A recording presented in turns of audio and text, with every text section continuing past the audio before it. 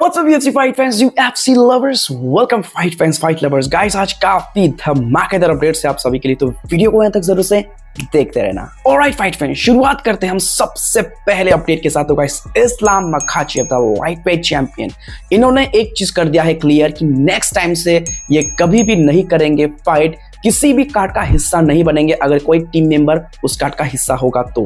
लेकिन गाइस ऐसा क्यों? तो गाइस आप लोगों को याद ही होगा कि भाई UFC 311 में क्या हाल हुआ था टीम नुरमागोमेडोव का। एक हाइप जो लेकर आ रहे थे टीम नुरमागोमेडोव अनडिफीटेड फाइटर्स का, भाई खत्म हो गया क्योंकि उमर नुरमागोमेडोव को इतनी बुरी तरीके से बीट किया था मेरा ट्वेलिशवली ने कि सारा हाइप, सारा जो अनडिफीटेड का जो मतलब हाइप था वो चकनाचूर कर दिया। एंड उसके बाद फाइट किसका हुआ? इस्लाम मखाचेव का। तो क्योंकि भाई जब भी कोई टीम मेंबर जब ऐसा हारता है एक टाइटल फाइट, एक बहुत ही कमाल का मैच जहां पर लग रहा था कि भाई उमर नुरमागोमेडोव जीत हासिल करेगा, एक अनडिफीटेड बैंटवेट चैंपियन बनेगा, बट अनफॉर्चुनेटली ऐसा हुआ नहीं।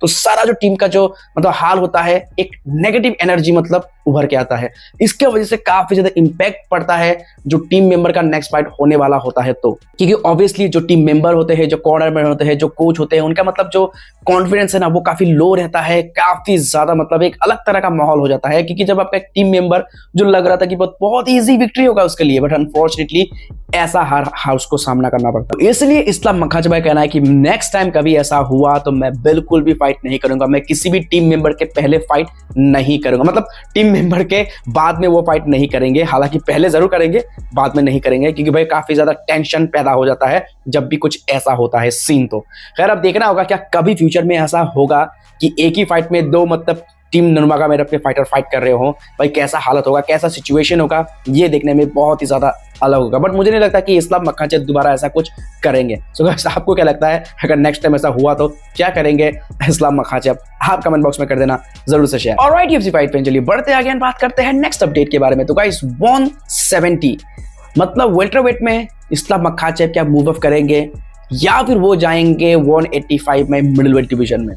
अब दोस्तों यहाँ पर बहुत ज्यादा मतलब कह सकते हैं कि मतलब बीच में झूठ रहे हैं वेल्टरवेट और मिडिलवेट में, क्योंकि इस्लाम मखाचेव चाहते हैं यहाँ पर मूव अप करना, मतलब यहाँ पर 2 डिवीजन चैंपियन बनना, बट अनफॉर्चुनेटली अब उनके लिए बहुत ज़्यादा दिक्कत में है क्योंकि बिलाल मोहम्मद जो कि वेल्टरवेट में है। तो यहाँ पर मतलब क्या होगा, उनका क्या होगा डिसीजन, ये बिल्कुल बहुत ज़्यादा मतलब कहते हैं ना भाई झूले में झूल रहा है इधर या उधर।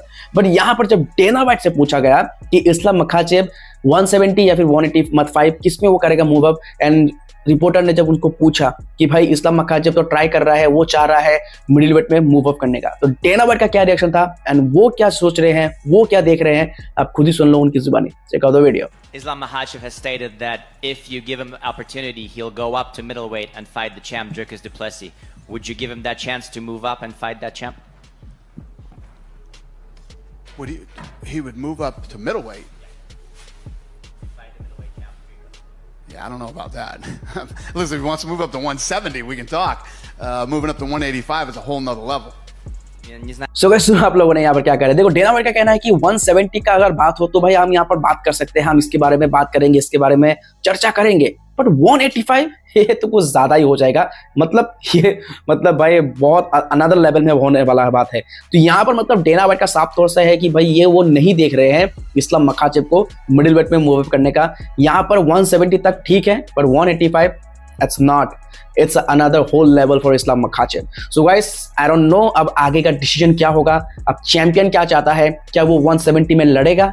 अगर 170 में लड़ेगा तो क्या बिलाल मोहम्मद फाइट करने के लिए एग्री होंगे, और अगर बिलाल मोहम्मद फाइट करने के लिए एग्री नहीं होंगे तो क्या वो टाइटल को विकेट करके मिडिलवेट में शिफ्ट करेंगे?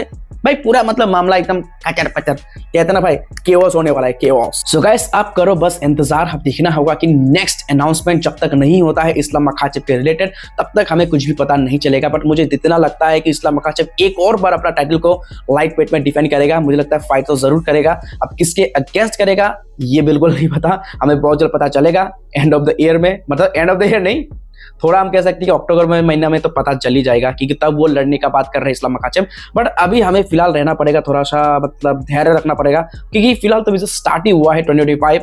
तो अब देखना होगा कि नेक्स्ट फाइट इस्लाम मखाचेव का क्या होगा, लाइट वेट में या फिर वेल्टरवेट में। Just wait and watch guys. Well UFC fight fans, अब बात चली रही है डेना व्हाइट के बारे में। तो गाइस डेना व्हाइट ने दोबारा से ये चीज बिल्कुल कंफर्म कर दिया, क्लियर कर दिया, क्योंकि रिसेंटली जब उनसे पूछा गया था कि भाई मोकायब जो कि स्टिल अनडिफीटेड है वो अभी भी क्या हमें यूएफसी में कभी नजर आ सकता है, तो डेना व्हाइट ने ये बिल्कुल क्लियर कर दिया है कि फ्यूचर में तो कभी भी यूएफसी का हिस्सा नहीं बनने वाला है। No means no. Dana White ने एक बार कह दिया तो कह दिया। डेना व्हाइट का कहना है कि मोहम्मद मोकायब ये कभी भी यूएफसी में नजर नहीं आएगा, हमें उसके साथ कोई काम नहीं करना है भाई, वो बहुत ही मतलब अतरंगी सा है, उसके साथ काम करना मतलब एक हेडेक। तो ये कहना था डेना व्हाइट का कि भाई नो मैटर व्हाट, कितना भी अच्छा वो रिकॉर्ड कर ले यूएफसी के बाहर में, हम कभी भी उसको यूएफसी में दोबारा रीसाइन नहीं करने वाले। तो भाई मतलब इस जन्म में तो मोहम्मद मोकायब का सपना यूएफसी चैंपियन बनने का कभी पूरा नहीं होने वाला, ये 100% श्योर है। डेना व्हाइट जब तक है यूएफसी में उनको कोई चांस नहीं मिलने वाला। खैर अब देखना होगा कि भाई मोहम्मद मोकायब इस न्यूज को सुनने के बाद वो क्या करेंगे। आई गेस भाई काफी ज्यादा दुख तो लगेगा, क्योंकि भाई हर एक फाइटर का एक सपना होता है यूएफसी में जाने का। एंड भाई मोहम्मद मोकायब जो कि टाइटल शॉट के इतने करीब होने के बाद भी भाई वो मतलब यूएफसी से उनको निकाल दिया गया। तो अब सोचो मतलब कि डेना व्हाइट किस कदर उनसे खफा हो गए होंगे कि उनको ऐसा डिसीजन लेना पड़ा। खैर अब मोहम्मद मोकायब का फ्यूचर अब आगे क्या होगा ये तो वो खुद ही जाने, बट यूएफसी में उनका कोई भी फ्यूचर नहीं होने वाला। तो राइट यूएफसी फाइट फैन, चलिए बढ़ते आगे एंड बात करते हैं नेक्स्ट अपडेट के बारे में। तो guys Charles do Bronx Oliveira, दोस्तों इनका कहना है कि ये बहुत ज्यादा डिसरिस्पेक्टेड इन्होंने फील किया जब यूएफसी ने इनका टाइटल जो है छीन लिया था, इनको वेकेट करवा दिया गया था, स्ट्रिप करवा दिया था अपने टाइटल से, जस्ट बिकॉज उन्होंने अपना वेट मिस कर दिया था। आपको याद ही होगा जब इनका फाइट होने वाला था against Justin Gaethje, I guess अगर मैं गलत ना हूं तो, तब इनका जो है यहाँ पर टाइटल को जो है इनसे छीन लिया गया था क्योंकि ये वेट लिमिट में फिट नहीं हो रहे थे, जिसके वजह से चार्ल्स ओलिवेरा का कहना है कि मुझे काफी ज्यादा डिसरिस्पेक्ट फील हुआ क्योंकि मेरा वेट तो सही था, जो स्केल है जो स्केलिंग है वहीं पे कुछ गड़बड़ हुआ है, जिसके वजह से ये सारा खेल बिगड़ गया है। क्योंकि जब हमने चेक किया था तो बिल्कुल वेट सही था, लेकिन जब यूएफसी के स्केल में गया तो भाई इतना गड़बड़ कैसा हो गया, ये तो कभी अलग ही लेवल का है। तो यहाँ पर कोई स्कैम तो नहीं हो गया है चार्ल्स ओलिवेरा के साथ, ये कहना था चार्ल्स ओलिवेरा का। तो कंप्लीटली उन्होंने क्या कहा है इस सिचुएशन के बारे में जब इनके साथ ये हुआ था, अब खुद ही सुन लो उनकी जुबानी। Você continue isso? Não, só vou trazer isso rapidinho. So he said that what he thought the UFC did was straight up disrespectful because he always likes to make his weight Thursday the night before. So he already had the confidence. He already checked his weight. He was already on weight. But he was already hearing rumors around, not just by him, but other people and the other fighters as well. But that the scale was discalibrated, so the weight wasn't right. They even got the UFC sent emails to them, but when they opened up the emails talking about it, they say that they sent those emails, but when he opened the emails were empty, so they didn't really have proof. So yeah, he always was confident when they came back to the hotel when he was 0.8 missing. So he came back to the hotel and he just thought it was weird.